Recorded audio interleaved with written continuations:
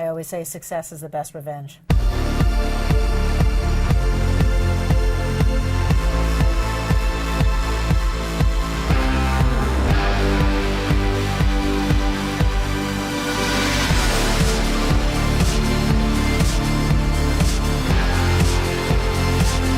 You're the ultimate comeback story. If anybody can talk about rising from... Well, it's again and again and again and again. For anyone who's out there trying to accomplish anything, how do you work through those terrible moments? You just have to take the opportunity to be supported by the people that love you, whether it's your family, friends, community that you connect with. Don't be afraid to reach out. That's my biggest advice that I can say for anyone going through any kind of obstacle or trials or tribulations.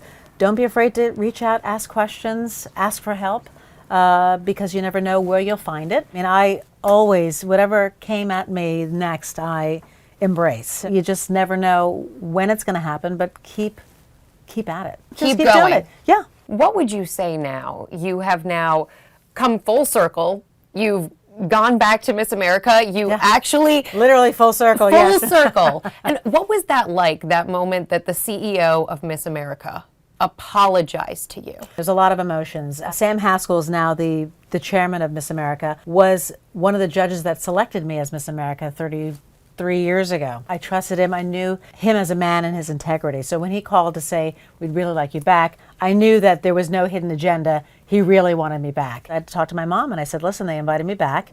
And she said, well, I have a lot of issues. And we talked it out and I talked to them. And so there's a lot of things that were not addressed and not said. I wanted to make sure that I got a chance to sing my music. After 30 years, I'm a recording artist. I have hit records. I wanted to sing my songs. I wanted to be able to have my musicians up there and show the full circle of having a dream and being able to have it come to fruition. So that was important to me. And for my mother, it was important for her to have some kind of recognition, some kind of acknowledgement saying she did the best she could at the time that she was giving, and you gave us Zippo, and we deserve some kind of acknowledgement. And it all happened that night. It had to feel so good in that moment. It was great. In some ways, it felt like time hadn't even moved, like I was back there and 30 odd years hadn't gone. And then other areas, I came back with my 4 children and a whole career and life that I had lived, and came back as a different woman. And I always think when people go through the worst moments, there is no better way to overcome those than to succeed. Absolutely. I always say success is the best revenge. Could not agree with you more on that front. For people out there who are going through their own moments, what's the one thing they can focus on to get back into that successful headspace? Focus on tapping into what you do best. I mean, everyone is unique. Everyone has something different to offer to the table. And know that no matter what the circumstances are out there, it doesn't change who you really are. So once the dust will settle, people will have a chance to see who you really are, no matter what is said, what images are out there, and authentic you will ultimately get a chance to shine. So just be patient, because you'll have your day. It seems like 10 years ago it was easier to be a celebrity. Do one thing. Yeah. Oh, yeah. Yeah. You had a little bit more privacy. I hear you have a new album coming out next year. Can you give us any hints as to what it's going to be? What's it going to sound like? Yeah, it's a throwback to all the songs that were influential to me while I was becoming a singer. So these are things that I sang in shows when I was in high school and college, that I did for performance classes. So it's a combination of the American songbook, but a very personal Vanessa Williams songbook. Who's the most influential musician in your life? I would say in my life, my parents, because they were both music teachers. So they made me take piano. They made me choose an instrument. I chose French horn. I played recorder and violin and did a lot of things because it was part of what we did, in our household. It's family time. It's family time, and we had to practice, and it was our discipline until I graduated high school. In terms of people that I enjoy, oh my God, I definitely think that my era was 70s and before.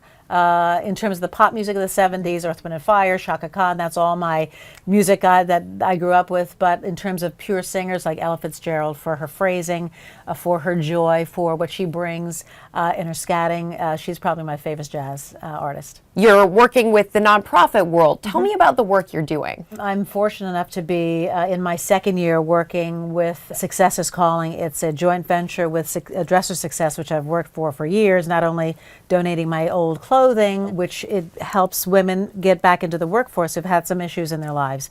And it allows them to have suits and dresses and handbags so they can make an impression when they have their first interview. But TrackPhone is partnered with them. Success is Calling is a program that women can do to learn how to have their best foot forward when they have job interviews over the phone. So after they complete their program, they get a free phone from TrackPhone. They get a year's worth of service, and luckily they get a job. We had 300 women get employed last year. When's the last time you did a phone interview? In a long time, but I do phone interviews all the time on the radio station. And my biggest tips are have energy, for sure, which you know in front of the camera.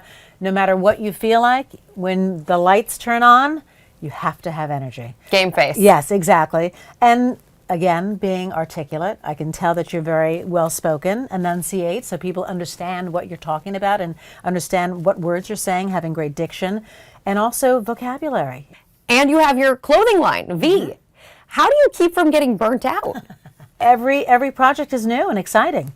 I don't get burned out because I'm not doing the same thing all the time, and that's what's exciting for me. It gives me an opportunity to expand and dip into different fields and succeed, and I love it. What's your number one piece of advice to building a lasting brand like yours? I think that my legacy has been my brand, and I would think if there's one word, my survivor is my brand, because people see everything that I've gone through and know that I never stopped. Not being afraid to take a risk is my other adage.